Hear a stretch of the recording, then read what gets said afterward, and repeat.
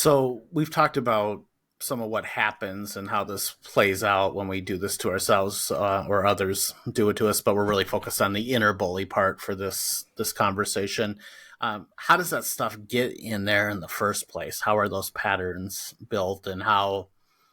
I guess you could answer it that way, or another way to think of it maybe be what are the conditions that kind of create a particularly nasty or troublesome inner bully for folks? Yeah.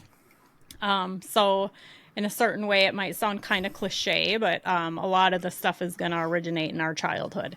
And so the people that we are around, I guess as young people, we tend to assume that those in charge or the authority figures in our life, they know what they're doing.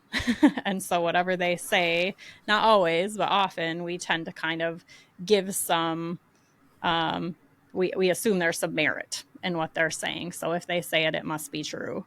Um, and so if we're surrounded by people who are our parents, our um, caregivers that are kind of, I don't know, maybe like hard on us in certain parts of our life.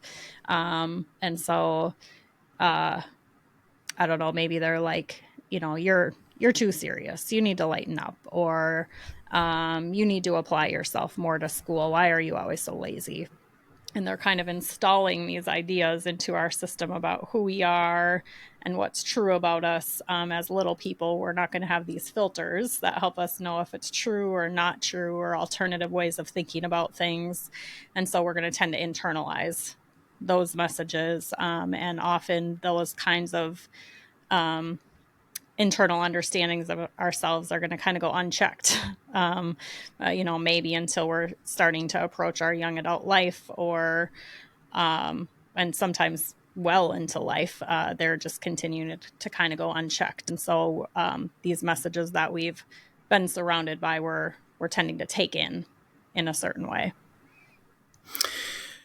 Do you find either in your coaching or in your therapy work that lots of people, we've talked before about some of, I think, some of the automatic pilot kind of stuff that comes in, and how we get these programs kind of embedded into our brains and into our nervous systems, and we just kind of execute the program the way that a computer might execute a program. Do a lot of people make it a good way through life, or maybe even all the way through life, and not realize that those programs are even there and they're just kind of invisible to them? Do you see that? And if so, what does that do to people? Yeah, I mean, I guess if we stick with something really simple here around like how I might internalize a certain idea about myself through that more self critical lens, and let's say I am, I'm just trying to pick up something here.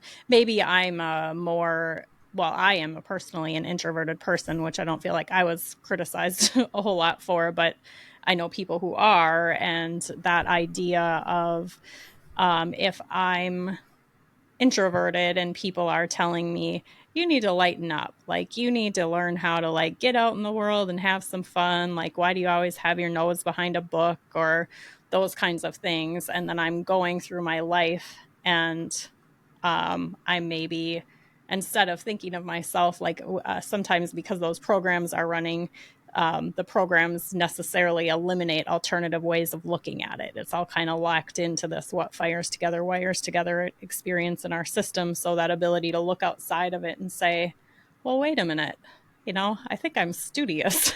I think I'm Hmm. contemplative. I think I enjoy some of those alone spaces because they're a birthplace of creativity for me.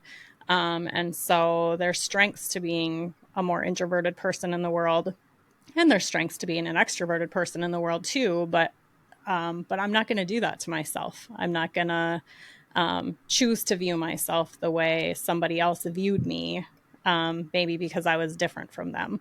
And so, how do we gain access to introducing new information into those programs, where the what fires together wires together is kind of staying in charge just because it's a part of that automated system, um, in our mind body programming, I think is a part of what we want to be able to keep helping people explore.